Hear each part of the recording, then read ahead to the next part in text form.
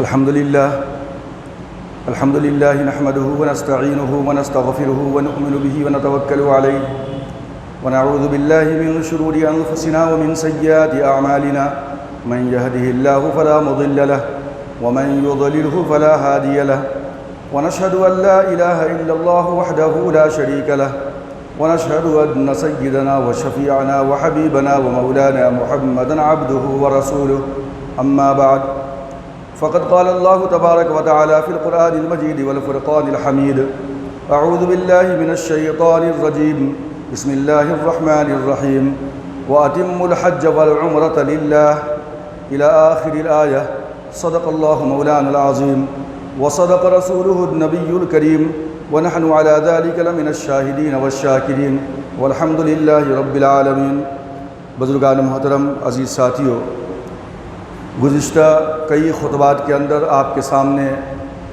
حج کی فرضیت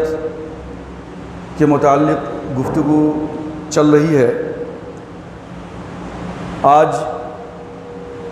میری گفتگو کا محور ہوگا نبی آخر الزماں جناب محمد رسول اللہ صلی اللہ علیہ وسلم کا رخصتی حج، آپ صلی اللہ علیہ وسلم کے زندگی کا آخری حج، کہ جس حج کے بعد آپ صلی اللہ علیہ وسلم اس دنیا میں موجود نہیں رہے۔ حضرت جابر رضی اللہ تعالی عنہ مدینے کے اندر جس وقت آپ کی عمر تقریباً 90 ایئرز کے آس پاس ہو گئی تھی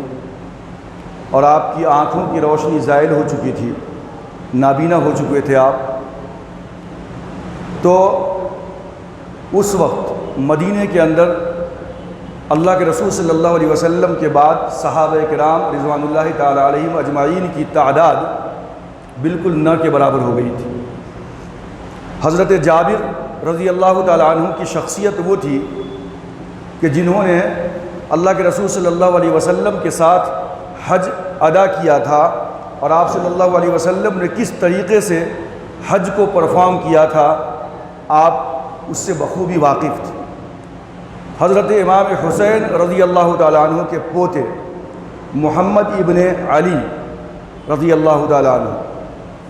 فرماتے ہیں کہ میری نوجوانی کی عمر تھی، ہم کچھ دوستوں کے ساتھ حضرت جابر رضی اللہ تعالیٰ عنہ کے پاس گئے تاکہ نبی آخر الزماں کا جو آخری حج تھا آپ نے کس طریقے سے اس کو ادا کیا تھا اس کو ہم معلوم کر سکیں۔ محمد ابن علی رضی اللہ تعالیٰ عنہ یہ نوجوان تھے، ان کے کچھ ساتھی بھی تھے، اور یہی وہ شخصیت ہے جس کو امام باقر رحمۃ اللہ علیہ کے نام سے ہم یاد کرتے ہیں۔ تو محمد ابن علی اور معروف و مشہور امام باقر کا اپنا بیان ہے رحمۃ اللہ علیہ کہ ہم حضرت جابر رضی اللہ عنہ کے پاس تشریف لے گئے، آپ نے دریافت کیا کہ کون ہو، میرے چہرے کو ہاتھ لگایا، میرے سینے کے بٹن کھولے، میں نے کہا کہ میں محمد ابن علی ہوں، تو آپ خوشی سے مجھے چومنے لگے، یہاں تک کہ میرے سامنے کے بٹن آپ نے کھولا، اپنا ہاتھ میرے گریبان کے اندر ڈالا اور کپڑا ہٹا کر کے میرے سینے کو بھی حضرت جابر رضی اللہ عنہ نے بوسہ دیا اور پوچھا کہ تم میرے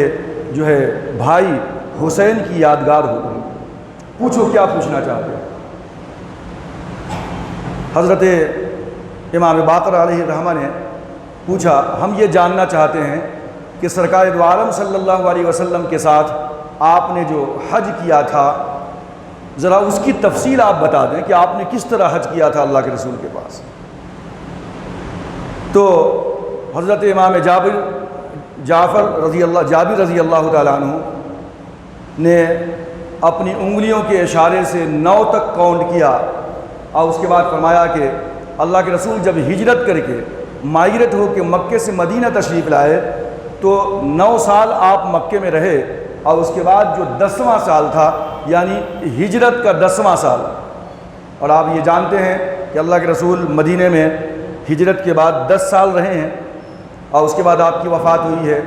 اور نبی بنائے جانے کے بعد مکہ مکرمہ کے اندر آپ 13 سال تک رہے ہیں، یا آپ کے ذہن میں بات رہے تو یہ ہجرت کا 10واں سال تھا کہ نبی آخر الزمان نے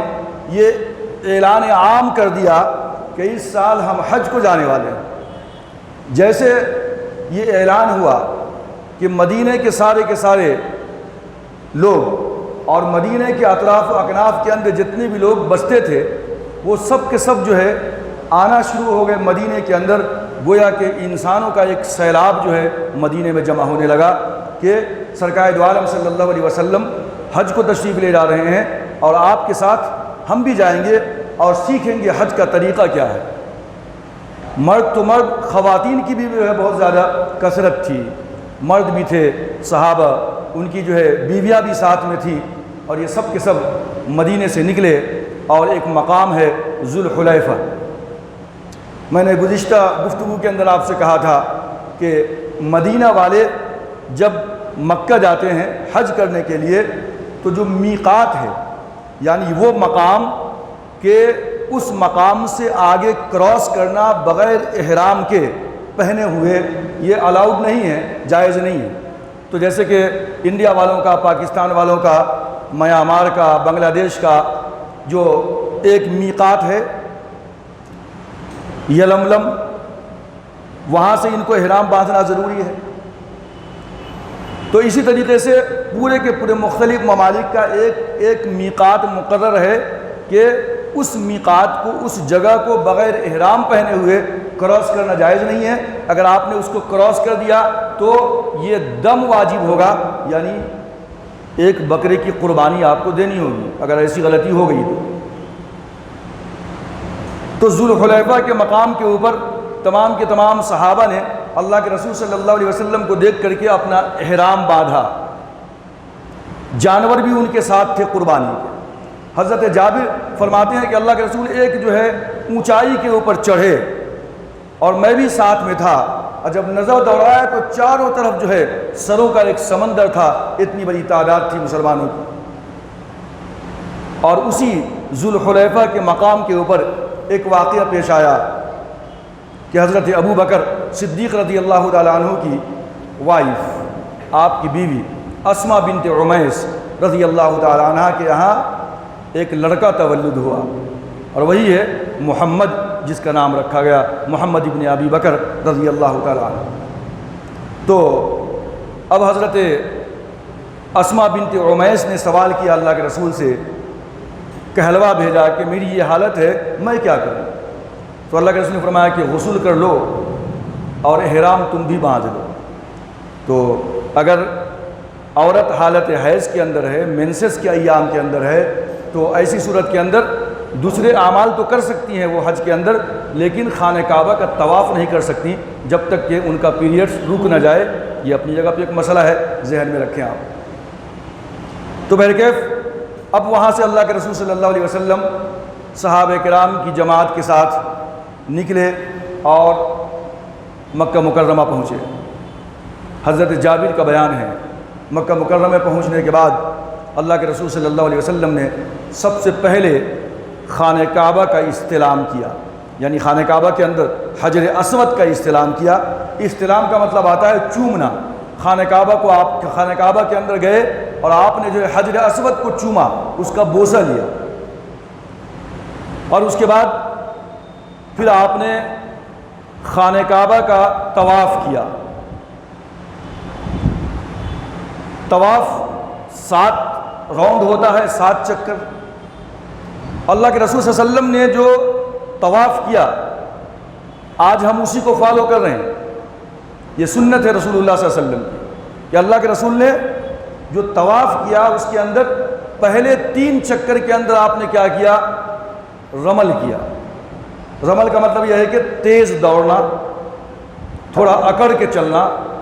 اپنے سینے کو تھوڑا باہر نکال کے چلنا، پہلوانوں کی طرح چلنا۔ اس کی وجہ بھی میں نے آپ کے سامنے گزشتہ رکھی تھی کہ مدینے کے اندر ایک وبا آئی ہوئی تھی، تو مکہ کے کافر لوگ، مشرک لوگ مسلمانوں کو دیکھ کر کے یہ کہہ رہے تھے کہ یہ تو بالکل لاغر اور کمزور ہو گئے ہیں، یہ مدینے کی آب و ہوا نے ان کو بہت کمزور کر دیا ہے مسلمانوں، اب یہ ہم سے کیا مقابلہ کر سکیں گے میدان جنگ کے اندر۔ یہ کامنٹس تھا مکہ والوں کا، کافروں کا، مشرکوں کا۔ تو اللہ کے رسول نے اس کے جواب میں کہا کہ پہلے 3 چکر کے اندر خانہ کعبہ کا طواف جب تم کرو تو تھوڑا پہلوانوں کی طرح چلو، تاکہ کافروں کے اوپر یہ روب اور دبدبہ پڑے کہ مسلمان اس حالت کے اندر بھی کمزور اور لاغر نہیں ہے، بلکہ ابھی بھی ان کے اندر تم سے مقابلہ کرنے کی طاقت ہے۔ اور اسی طرح اللہ کے رسول نے جب 7 چکر لگا لیا تو اس کے بعد آپ مقام ابراہیم کے پاس گئے، اور مقام ابراہیم گویا کہ اللہ کے رسول صلی اللہ علیہ وسلم اور خانہ کعبہ کے درمیان میں آ گیا۔ اللہ کے رسول نے وہاں پہ 2 رکعت نماز ادا فرمائی اور قرآن مجید کی وہ آیت تلاوت فرمائی وَاتَّخِذُوا مِن مَقَامِ إِبْرَاهِيمَ مُصَلًّى، کہ مقام ابراہیم کو نماز کی جگہ بناؤ۔ تو اس لیے آج بھی مقام ابراہیم کے اوپر نماز ادا کرتے ہیں ہم، حج کو جانے والے، عمرہ کو جانے والے۔ اس کے بعد نبی آخر الزمان جناب محمد رسول اللہ صلی اللہ علیہ وسلم نے سعی کیا۔ سعی بین الصفا والمروہ، اور آپ نے جب سعی کیا صفا مروہ کے درمیان تو آپ نے یہ پڑھ کر کے شروع کیا ان الصفا والمروہ من شعائر اللہ، کہ بے شک صفا اور مروہ اللہ کے شعائر کے اندر سے۔ اور شاعر میں نے کہا تھا شعیرہ کی جمع ہے، جس کا مطلب ہوتا ہے کسی چیز کے وجود کا احساس دلانا آدمی۔ اب جب صفا اور مروہ کے پاس آدمی چکر لگاتا ہے، دوڑتا ہے، تو اس کو حضرت ہاجرہ رضی اللہ تعالی عنہا کی وہ تڑپ، وہ یقین، وہ وحدانیت، وہ توحید، اللہ کی ذات پہ بھروسہ، توکل جو تھا حضرت ہاجرہ رضی اللہ تعالی عنہا کا، اس کا احساس بندوں کے قلب و جگر میں جاگزی ہوتا ہے۔ حضرت ابراہیم اور اسماعیل علیہ السلام کی قربانی کا احساس بندے کے قلب و جگر کے اندر جاگزی ہوتا ہے۔ تو پھر اسی طریقے سے وہ مقامات بندے کو اس بات کا احساس دلاتے ہیں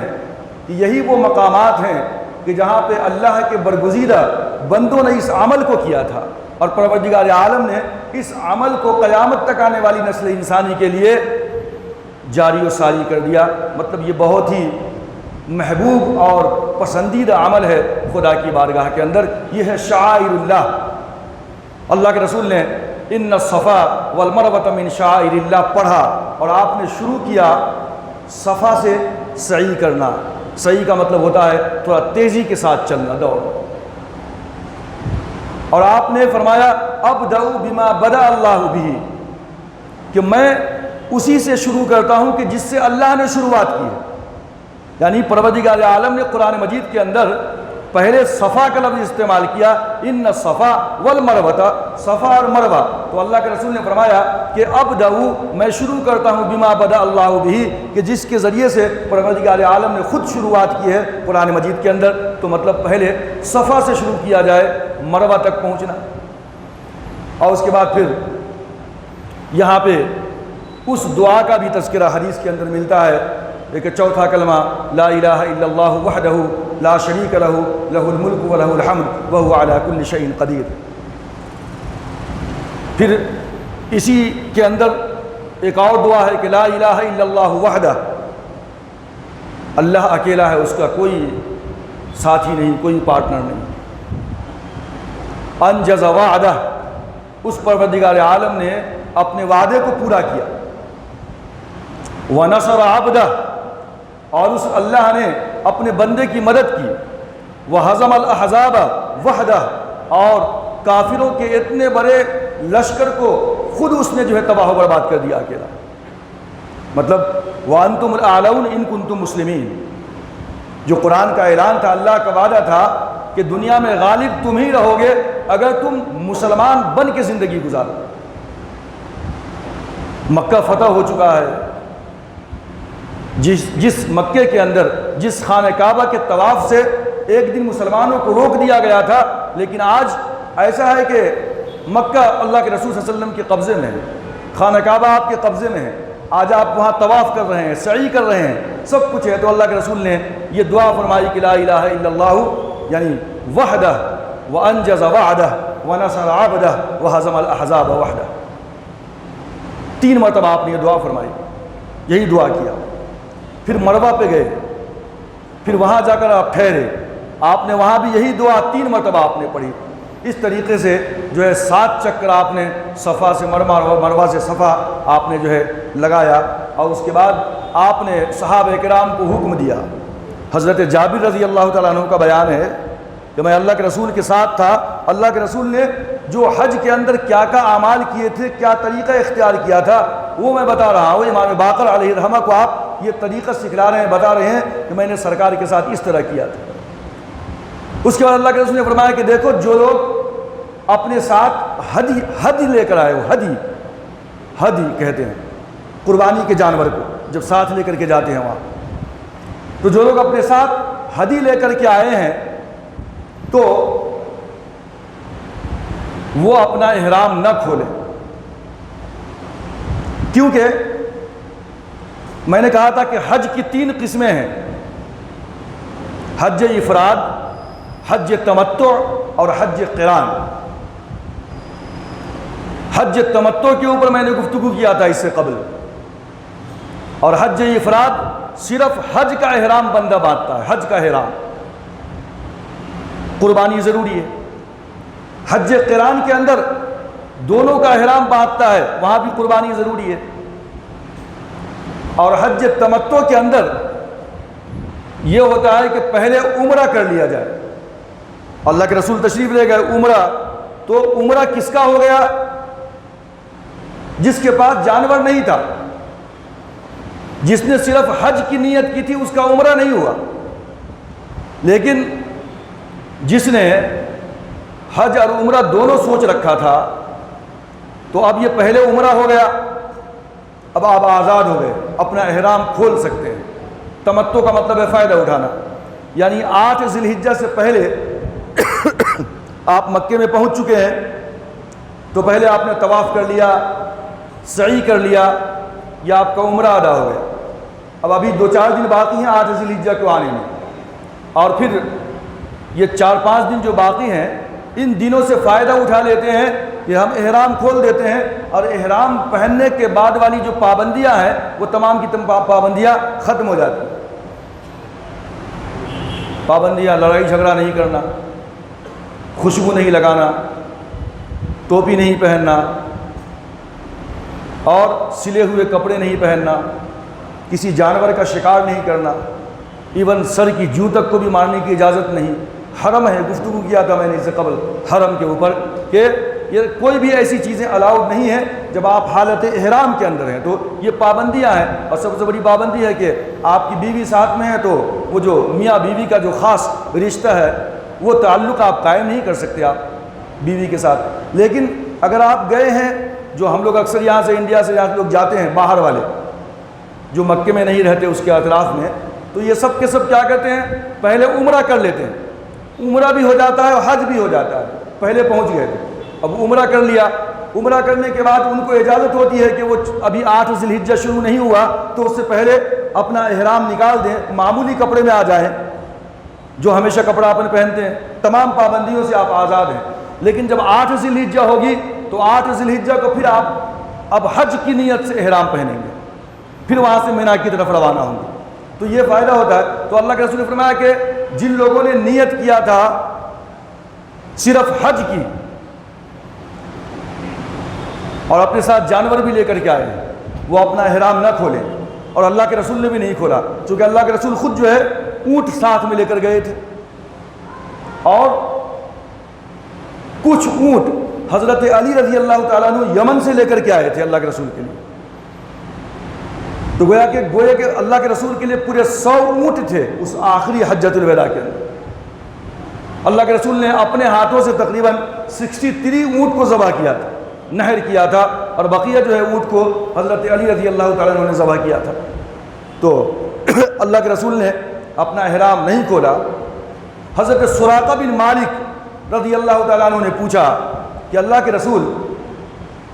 اس بات کی اجازت صرف اسی سال کے لیے ہے کہ ہم جو ہے خانہ کعبہ کا طواف کر لیں اور سعی بین صفا والمروہ کر لیں اور اس کے بعد احرام کو کھول دیں، اور اس کے بعد پھر جب 8 ذی الحجہ ہوگی تو پھر ہم احرام حج کے لیے باندھیں؟ گویا کہ حج عمرہ دونوں بھی ہو گیا، اس بات کی اجازت صرف اسی سال کے لیے ہے یا پھر فار ایور ہے، ہمیشہ کے لیے؟ ایسا کیوں پوچھا، سوال کیوں کیا تھا؟ کیونکہ اہل عرب یہ سمجھتے تھے کہ جب حج کے مہینے شروع ہو جاتے ہیں شوال سے، ذی الحجہ، شوال ذی الحجہ لوگ حج کو جانا شروع کر دیں، تو حج کے مہینے جب شروع ہو جاتے ہیں تو حج کے وہ جو ڈیز ہیں 8 سے شروع ہوتا ہے حج کے اعمال، تو اس سے قبل آپ اگر وہاں پہنچ گئے تو حج کے مہینوں کے اندر صرف حج کیا جا سکتا ہے، عمرہ کرنا جائز نہیں ہے۔ یہ اہل عرب سمجھتے تھے اس وقت تک۔ اللہ کے رسول نے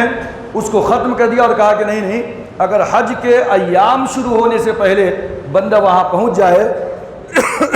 تو وہ عمرہ کر کے اپنا احرام کھول سکتا ہے، اور یہی ہے تمتع، کچھ دیر کے لیے فائدہ اٹھا لیں۔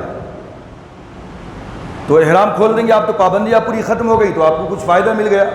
کچھ ریلیف مل گیا آپ کو 4-5 دنوں کے لیے، 1 ہفتے کے لیے، اور پھر آپ نے حج کا احرام الگ سے باندھا۔ تو اللہ کے رسول نے فرما دیا کہ ایک ساتھ آدمی کا عمرہ بھی ہو سکتا ہے اور حج بھی ہو سکتا ہے۔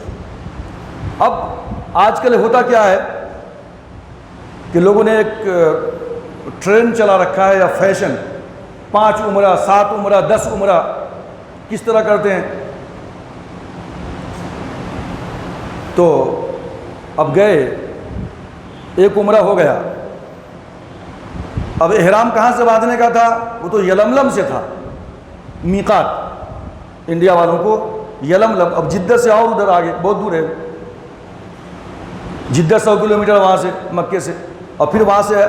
آدھا گھنٹہ پہلے ہی پلین کے اندر یلملم آ جاتا، تو کافی فاصلہ ہے۔ تو اب تو یلملم جا کے پھر سے احرام نہیں باندھ سکتے، تو اب لوگوں نے یہ بنا لیا ہے، اور بہت سارے علماء بھی اس بات کی اجازت دے رہے ہیں، پتہ نہیں بات سمجھ کے باہر ہے، کہ حدیث کے اندر اس کا آتا پتہ نہیں چلتا۔ ایک چیز کو بنیاد بنا رکھا ہے کہ مسجد عائشہ رضی اللہ تعالیٰ عنہ، وہاں چلے جاؤ، کچھ کلومیٹر کا فاصلہ ہے، 5-7 کلومیٹر، اور وہاں سے پھر سے ایک احرام باندھ کر کے آ جاؤ، پھر عمرہ کر لو۔ اس طریقے سے بوڑھی عورتیں، ضعیف لوگ، وہ بیچاروں کو زبردستی کے عمرہ کرواتے ہی وقت سے پہلے مار دیتے ہیں لوگ وہاں۔ حالانکہ حدیث کے اندر ایسی کوئی بھی بات نہیں ملتی۔ ایک بات کو بنیاد بنا رکھا ہے کہ چونکہ حضرت عائشہ رضی اللہ تعالیٰ عنہ جب اللہ کے رسول کے ساتھ تشریف لائی تھی تو آپ کو پیریڈ شروع ہو گیا تھا، مینسس شروع ہو گیا تھا آپ کو، تو آپ خانہ کعبہ کا طواف نہیں کر پائی تھی۔ اب جب معاملہ ختم ہو گیا، جانے لگے، تو حضرت عائشہ رضی اللہ تعالیٰ عنہ جو ہے بہت ضد کرنے لگی اللہ کے رسول کے سامنے، بعض جگہ پہ رونے لگی کہ میری پوری سہیلیاں آئیں اور ان لوگوں نے جو ہے باضابطہ خانہ کعبہ کا طواف کیا، عمرہ ہوا ان کا، اور میں اس سے بچ گئی، میں نہ کر پائی۔ تو اللہ کے رسول نے آپ کے بھائی کو ساتھ بھیجا کہ جاؤ اور مسجد عائشہ، اس وقت تو مسجد بنی نہیں تھی، آپ نے جگہ بتایا کہ فلاں جگہ سے احرام باندھ کر کے ان کو لے کر کے آؤ اور ان کو عمرہ کرا دو۔ تو اللہ کے رسول صلی اللہ علیہ وسلم کے حکم پہ آپ کے بھائی ساتھ میں گئے، لیکن یہ نہیں ملتا کہ آپ کے بھائی نے بھی احرام باندھ لیا، انہوں نے بھی عمرہ کیا۔ تو یہ خاص وجہ تھی کہ حضرت عائشہ رضی اللہ تعالیٰ عنہ کو اللہ کے رسول صلی اللہ علیہ وسلم نے اجازت دیا۔ اگر ایسی اجازت ہوتی تو اتنے صحابہ موجود تھے، وہ سب بھی جا کر کے پھر سے احرام باندھ لیتے، 2-4 عمرہ اور کر لیتے، کسی نے نہیں کیا۔ اور بھی کسی صحابہ سے ایسا ثابت نہیں کہ اتنے مدینے سے جو ہے مکہ تشریف لا رہے ہیں، اتنا لمبا فاصلہ ہے، اور اس کے باوجود بھی ان لوگوں نے عمرہ نہیں کیا، بار بار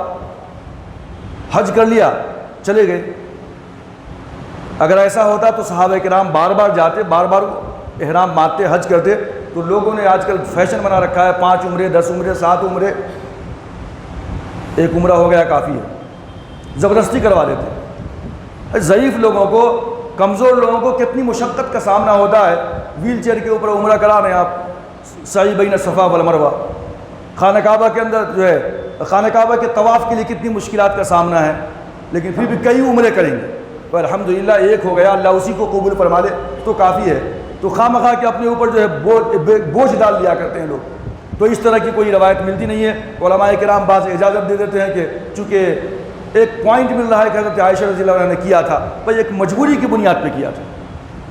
اگر مردوں کو بھی ایسی کوئی مجبوری آ جائے تو الگ بات ہے، یہ تو تعلق خاص عورتوں کے ساتھ ہے۔ مرد جا کر کے بار بار عمرہ کیا کریں گے اس طرح؟ صحابہ نے کیا نہیں، تو میں نہیں سمجھتا ہوں کہ یہ ایک صحیح معاملہ ہے۔ لوگ بہت زیادہ وہاں پہ ازدحام لگاتے رہتے ہیں عمرہ کر کے۔ اللہ کے رسول صلی اللہ علیہ وسلم اور آپ کے صحابہ جب 8 ذی الحجہ کا دن آیا تو آپ نے پھر سے جو ہے احرام باندھا۔ اللہ کے رسول تو احرام کھولے ہی نہیں تھے، چونکہ آپ کا حج افراد تھا، قربانی کا جانور ساتھ میں تھا۔ حضرت فاطمہ رضی اللہ تعالی عنہ نے بھی احرام کھول دیا تھا۔ حضرت علی رضی اللہ عنہ تو بعد میں تشریف لائے، تو بولے حضرت فاطمہ رضی اللہ عنہ کے اوپر غصہ کرنے لگے، احرام کھول دیا کیوں؟ انہوں نے کہا کہ ابو جان نے بتایا ہے۔ پھر اللہ کے رسول کے پاس گئے، اللہ کے رسول نے سمجھایا کہ بھائی ہماری نیت تو صرف افراد کی تھی، صرف حج کی تھی، لیکن ان لوگوں کے پاس جانور نہیں ہے تو یہ عمرہ کر لیں پہلے، بعد میں حج شروع کریں، تو اس میں کوئی مذاکرہ نہیں ہے۔ پھر حضرت علی رضی اللہ تعالیٰ عنہ نے بھی اپنا احرام نہیں کھولا، چونکہ وہ بھی اپنا جانور ساتھ میں لے کر کے آئے تھے، ان کی بھی صرف حج کی نیت تھی۔ اب اس سے قبل جو آپ کے سامنے حج کی پوری تفصیل آ چکی ہے، بالکل وہی کیفیت تھی جو اللہ کے رسول صلی اللہ علیہ وسلم نے اپنا آخری حج کیا تھا۔ مینا کی طرف تشریف لائے، مکہ مکرمہ سے 8 تاریخ کو، 8 ذی الحجہ کو احرام باندھا۔ وہ صحابہ جنہوں نے احرام کھول دیا تھا پھر سے حج کا احرام پہن لیا، اور اللہ کے رسول اور حضرت علی رضی اللہ تعالیٰ عنہما اور دوسرے جتنے صحابہ تھے ان سبوں نے جو پہلے سے احرام کھولا ہی نہیں تھا 8 ذی الحجہ کو چلے۔ مکے سے کہاں چلے بھائی؟ مینا کی طرف۔ مینا میں گئے 8 ذی الحجہ کو۔ 8 ذی الحجہ کو مینا میں جانے کے بعد وہیں پہ آپ نے ظہر کی نماز ادا فرمائی، عصر کی نماز، مغرب کی نماز، عشاء کی نماز، رات وہیں گزاری مینا کے اندر، اور پھر 9ویں ذی الحجہ کی صبح فجر کی نماز آپ نے مینا میں گزاری صحابہ کرام کے ساتھ، اور پھر فجر کے بعد آپ مینا سے روانہ ہو گئے عرفات کی طرف۔ عرفات کے اندر جو ہے آپ جب پہنچے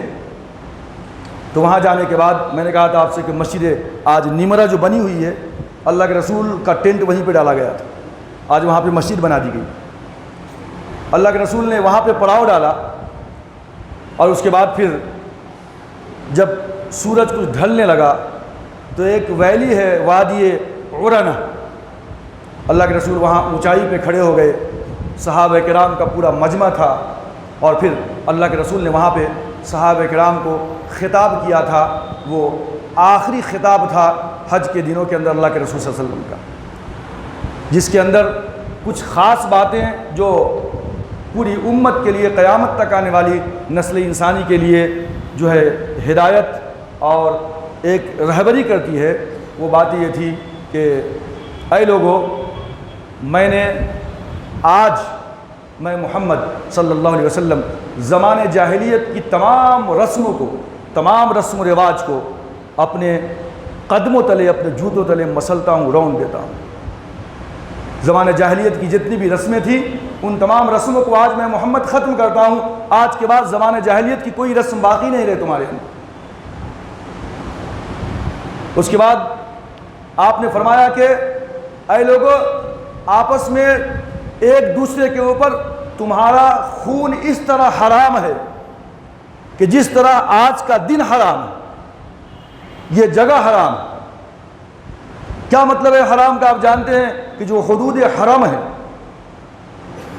لمیٹیشن، کہ کون سے مقام تک آدمی لڑائی جھگڑا نہیں کر سکتا، ایک دوسرے کا خون نہیں کر سکتا، یہاں تک کہ اپنے باپ کا قاتل بھی موجود ہے تو اس کو بھی ہاتھ نہیں لگاتا۔ اللہ نے اس مقام کو وہ عزت بخشی ہے کہ ایسی کوئی بھی فسق و فجور شیطانی وہاں پہ کرنے کی اجازت نہیں ہے۔ تو جس طرح آج کا دن حرام، یہ جگہ حرام، اسی طرح اے مسلمانوں ایک دوسرے کے اوپر ایک دوسرے کا خون بھی حرام ہے۔ مطلب قتل و غارت گری اے مسلمانوں تم آپس میں نہ کیا کرو۔ یہ اللہ کے رسول کا خطاب تھا صحابہ کرام کو اس آخری حج کے اندر۔ اس کے بعد آقا نے فرمایا کہ زمانے جاہلیت کا جو خون تھا، خون کے بڑے پیاسے تھے، بدلہ لیتے تھے وہ لوگ۔ باپ مرتے مرتے بیٹے کو وصیت کرتا تھا کہ میرے خون کا بدلہ لینا تم، اس وقت تک میری روح کو چین و سکون نہیں ملے گا۔ تو زمانے جاہلیت کے جتنے بھی خون ہیں وہ آج میں معاف کرتا ہوں۔ اور سب سے پہلے میں ربیعہ ابن الحارث ابن عبد المطلب، کہ جو دودھ پینے کی غرض سے قبیلہ بنی سعد کے اندر تھے اور جس کو قبیلہ بنی حذیل کے لوگوں نے قتل کر ڈالا تھا، تو اللہ کے رسول نے فرمایا کہ میں ربیعہ ابن حارث ابن عبد المطلب جو میرا خاندان ہے، میں اپنے خاندان کے اس شخص کا خون معاف کرتا ہوں، قبیلہ بنی حذیل کے لوگوں کو میں چھیڑ چھاڑ نہیں کروں گا۔ تو اللہ کے رسول نے خود اپنے خاندان کے جو لوگ قتل ہوئے تھے ان کا خون آپ نے معاف کر دیا، اور فرمایا کہ جو ہے اب اسلام سے پہلے جتنے بھی جو لوگ خون کر چکے ہیں اور جو بدلے کے طور پہ ان کو قتل کرنا چاہتے ہیں، آج میں اعلان کرتا ہوں کہ تمام خون معاف کر دیا جائے۔ اور اللہ کے رسول نے خود اپنا خون معاف کر دیا۔ اسی طرح آقا نے فرمایا کہ زمانے جاہلیت کے جتنے بھی سود تھے وہ تمام کے تمام سود آج میں معافی کا اعلان کرتا ہوں۔ زمانے جاہلیت میں کسی نے سودی پہ پیسہ لیا تھا اور اس کا سود اتنا چڑھ گیا ہے، آج میں اعلان کرتا ہوں کہ اس سود کو معاف کر دیا جائے، ختم کر دیا جائے۔ اور سب سے پہلے میں جو ہے اپنے چچا عباس کا سود جو ہے معاف کرتا ہوں۔ زمانے جاہلیت کے اندر وہ بھی سودی کاروبار کرتے تھے، پیسہ دیا کرتے تھے، تو آپ نے اپنے چچا کا سود معاف کیا اور کہا کہ اے لوگو تم بھی اپنا سودی کاروبار ختم کرو، معاف کرو۔ اللہ کے رسول صلی اللہ علیہ وسلم کی یہ وصیت تھی اور یہ آپ کا خطبہ تھا۔ لیکن آج اگر ان چیزوں پہ آپ غور کریں تو دیکھیں کہ آئے دن اخبار کی سرخیاں کیا بتاتی ہیں کہ ایک نوجوان مسلمان کا خون کر رہا ہے چھوٹی چھوٹی باتوں کے اوپر۔ آج کئی ایسے مسئلے پیش آتے ہیں، جاننے والے لوگوں میں فون آتا ہے کہ بھائی آئیے بات کرنا ہے۔ کیا بات کرنا ہے؟ فلاں صاحب نے فلاں صاحب سے 1 لاکھ روپے لیے تھے، مہینے کو 5,000 دینا تھا بطور سود کے، اب وہ رقم بہت زیادہ بڑھ گئی، دگنی ہو گئی رقم۔ یہ بندہ بیچارہ نہ اصل رقم دے پا رہا ہے اور نہ سود کی رقم دے پا رہا ہے۔ اب کہیں سے پیسہ لایا جمع کر کے، بولے کہ بھائی 1 لاکھ سود کی رقم آ چکی ہے، چلو اس میں سے 50 لے لو اور 50 معاف کر دو۔ لیکن جس نے قرض دیا ہے وہ 50 بھی معاف کرنے کے لیے تیار نہیں ہوتا۔ تو پہلے سودی کاروبار حرام، اور اس کے بعد جب سامنے والا مجبور ہے اور آپ کو اصل رقم کے ساتھ تھوڑی رقم دے رہا ہے، اس کے اوپر بھی آج کا مسلمان چھوڑنے کے لیے تیار نہیں ہے۔ اللہ کے رسول نے بطور نمونہ کے میدان عرفات کے اندر اعلان کیا کہ زمانے جاہلیت کا تمام سود معاف کرتا ہوں، اور میں سب سے پہلے اپنے چچا حضرت عباس کا جو ہے سود معاف کرتا ہوں زمانے جاہلیت کا۔ آپ نے اپنے خاندان کا خون معاف کر دیا۔ تو یہ سبق ہے، یہ درس ہے، لیسن ہے ہم مسلمانوں کے لیے کہ ہم کتنا رسول اللہ صلی اللہ علیہ وسلم کی جو ہے احکامات کے اوپر اور آپ کے اقوال اور آپ کے افعال اور آپ کی سنت کے اوپر جو ہے کتنا چلنے کے لیے تیار ہیں۔ چھوٹی چھوٹی باتیں بہت یاد آئیں گی آپ کو سنت کے نام کے اوپر۔ وہ پانی کھڑا ہو کے پیا، بیٹھ کے پیا، وہ کلی کیا نہیں کیا، یہ فلاں کیا نہیں کیا، سلام کیا نہیں، یہ مطلب جو آسانی کے ساتھ آپ کر سکتے ہیں وہ تو بہت یاد آئے گی اور دوسروں کو جو ہے بہت زیادہ کرٹیسائز کریں گے آپ۔ لیکن جہاں پہ باری آتی ہے اصل کام کرنے کی، وہاں نہیں کریں گے، حرام کاری میں مبتلا رہیں گے، لیکن دوسری چیزوں میں سنت بہت یاد آئے گی۔ اللہ کے رسول صلی اللہ علیہ وسلم کا خطاب تھا زمانہ جاہلیت کے تمام سود ختم۔ اس کے بعد اللہ کے رسول نے فرمایا کہ اے لوگو، تم اپنی بیویوں کا خیال رکھنا، عورتوں کے تئیں تم کو بہت ہمدرد رہنا ہے۔ ظالموں کی طرح گھر میں جا کے چہرے کے اوپر شکن لا کر کے ڈرانا نہیں ہے بیویوں کو، تم اس سے لطف اندوز ہوتے ہو اللہ کے کلمہ کو سامنے لا کر کے، بیچ میں اللہ کے کلمہ کو سامنے لا کر کے تم نے اس کو اپنے لیے حلال کر لیا ہے، تم اس سے لطف اندوز ہوتے ہو، لہذا اپنی وسعت کے مطابق اس کے کھانے پینے کا خیال رکھنا، اس کی آرائش و زیبائش کا خیال رکھنا، اس کے پہناوے کا خیال رکھنا، جتنا میسر ہو سکے تم سے اس کو بہتر طریقے سے حسن سلوک کے ساتھ اس کے ساتھ پیش آؤ۔ یہ اللہ کے رسول کی وصیت ہے۔ حجۃ الوداع، اللہ کے رسول کا رخصتی حج، آخری حج، عرفات کے میدان میں آپ نے صحابہ کرام کو نصیحت کیا تھا۔ ہم کو غور کرنا ہے کہ آخر ہماری زندگی میں یہ کیفیت ہے یا نہیں ہے، اگر نہیں ہے تو ہم کوشش کریں کہ ایسی کیفیت ہم لائیں جو اللہ کے رسول نے سکھلایا اور ہم کو بتلایا، انشاءاللہ ہماری زندگی بہت خوشگوار گزرے گی۔ اس کے بعد اللہ کے رسول نے فرمایا کہ اے لوگو، میں تمہیں ایک چیز تمہارے درمیان چھوڑ کر جا رہا ہوں، اگر تم نے اس چیز کو تھامے رکھا تو تم جو ہے کبھی گمراہ نہیں ہوگے، اور وہ چیز کیا ہے؟ کتاب اللہ، اللہ کی کتاب، اس کو میں تمہارے درمیان چھوڑ کے جا رہا ہوں۔ اپنی زندگی کتاب اللہ کے مطابق جو ہے گزارو گے۔ آج تمام کے تمام فیصلے ہمارے کورٹ میں ہوتے ہیں، کتاب اللہ کے اوپر کوئی فیصلہ نہیں ہوتا، کوئی تیار نہیں ہوتا مسلمان۔ خلا کا مسئلہ، طلاق کا مسئلہ، وصیت کا مسئلہ، زمین کا مسئلہ، جتنی بھی نزاعی کیفیتیں ہیں وہ تمام کی تمام کورٹ میں چلے جائیں گے۔ آج یکساں سول کورٹ کا دورہ ہے اور یہ نافذ تو ہو کے ہی رہے گا، پاور ہے ان کے پاس، یکساں سول کوڈ، ایک دیش ایک قانون۔ اب کیا کھلواڑ ہونے والا ہے وہ آپ سمجھ سکتے ہیں، نکاح ہے، طلاق ہے، 4 شادیاں ہیں، تمام پہ پابندیاں، بہت مسائل کھڑے ہوں گے۔ اب ان مسائل کو ختم کرنے کے لیے ایک ہی واحد راستہ ہے کہ اگر خدا نخواستہ ایسا قانون اور ایسا بل پاس ہو جاتا ہے تو ہم مسلمان عزم کریں کہ اپنے تمام کے تمام مسائل کو قرآن حدیث کی روشنی میں بیٹھ کر کے، چاہے کچھ نقصان ہو لیکن ہم کورٹ کے دروازے نہیں کھٹکھٹائیں گے، ہم آپس میں بیٹھ کر کے اس کا تصفیہ کرنے کی کوشش کریں۔ یہی ایک واحد راستہ ہے، ورنہ بہت مسائل کھڑے ہوں۔ تو بہرکیف اللہ کے رسول صلی اللہ علیہ وسلم نے آخری خطبہ دیا اور اس کے بعد پھر آپ نے جمع بین الصلاتین، جو میں نے گزشتہ آپ سے کہا تھا، اسی طرح آپ نے ظہر کو عصر کو جمع کیا، پھر مغرب کا وقت ہوا اور اس کے بعد پھر جو ہے وہاں سے آپ مغرب کی نماز نہیں پڑھی، آپ وہاں سے نکل پڑے، پھر مزدلفہ کے اندر تشریف لائے، رات مزدلفہ میں گزاری اور عشاء کو مغرب کو وہاں جمع کیا، پھر اس کے بعد جو ہے 10ویں ذی الحجہ کی آپ نے جو ہے فجر ادا کی اور سورج کے نکلنے کے بعد آپ پھر سے منی کے اندر تشریف لائے، وہاں پہ آپ نے بڑے شیطان کو وہ کنکریاں ماری، 7 کنکریاں، پھر آپ نے جو ہے قربانی کیا اور قربانی کرنے کے بعد 63 اونٹ کو آپ نے اپنے ہاتھوں سے ذبح کیا، بقیہ حضرت علی رضی اللہ تعالیٰ عنہ نے ذبح کیا، بڑے دیگچے چڑھائے گئے اور تمام اونٹوں کی ایک ایک جو ہے حصہ اس جو ہے دیگ کے اندر ڈالا گیا، 100 اونٹ ذبح ہوئے، اللہ کے رسول نے کیا اور اللہ کے رسول نے گوشت کھایا اور جو ہے دوسروں کو کھلایا، آپ نے اس کا شوربہ پیا، پھر اس کے بعد اللہ کے رسول صلی اللہ علیہ وسلم جو ہے یعنی قربانی کرنے کے بعد گوشت کھانے کے بعد آپ نے جو ہے حلق کروایا، بال نکلوایا صحابہ کرام نے، پھر خانہ کعبہ تشریف لے گئے، پھر آپ نے جو ہے طواف کیا، سعی کیا اور پھر جو ہے شکم سیر ہو کر کے اللہ کے رسول صلی اللہ علیہ وسلم نے آب زمزم جو ہے نوش فرمایا۔ تو یہ حضرت امام باقر علیہ الرحمہ نے جو